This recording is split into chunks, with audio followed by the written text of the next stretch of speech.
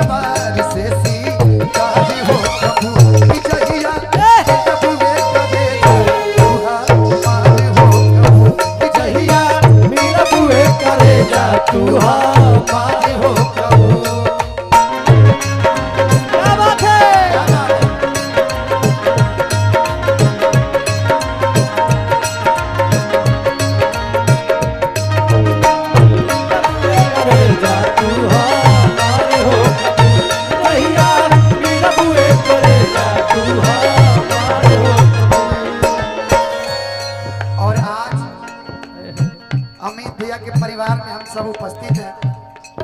अमित भैया कहाँ बनी? आज रे एंग मत खड़ा रही भैया।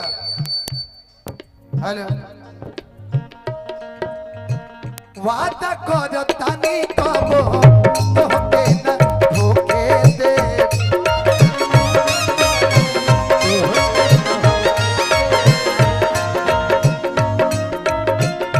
अपना सिवा तोहके केहू और के न होके दे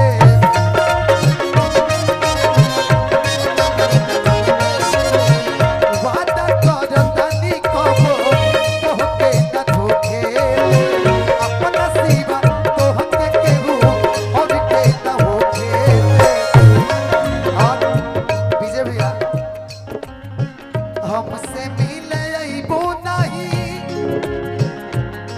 कि जियादा जुड़ैबो नाऊ धार हो कबू हमसे मिले अइबो नहीं जियादा जुड़ैबो नाऊ धार हो कबू। अच्छा लाइट वाले भैया व्हाइट रखिए, कोई चेक चाक मत कीजिए, व्हाइट लाइट को रखिए कि जहिया मिलबुए कबे जा तुहा मार हो कबू कि जहिया मिलबुए कबे जा तुहा मार हो कबू मिलबुए कबे जा तुहा मार हो कबू। क्या बात है?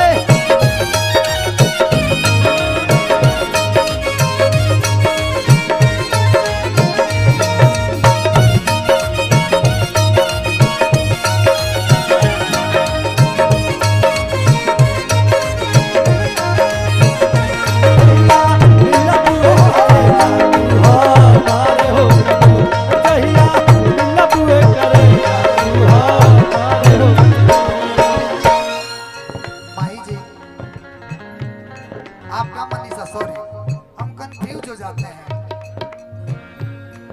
दो भाई और दो बहन लव कुश ये दोनों लोग नहीं पहचान में आते हैं और आप ही दोनों लोग का क्या आता है?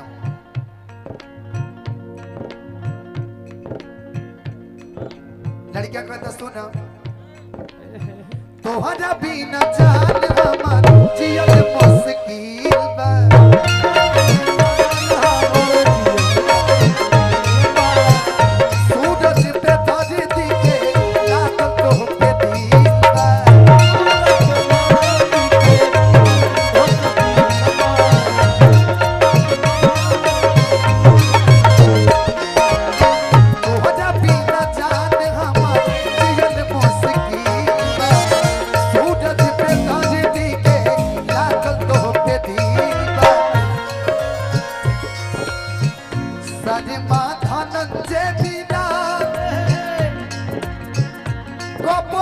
मनीषा बेड़ा पार हो कबू।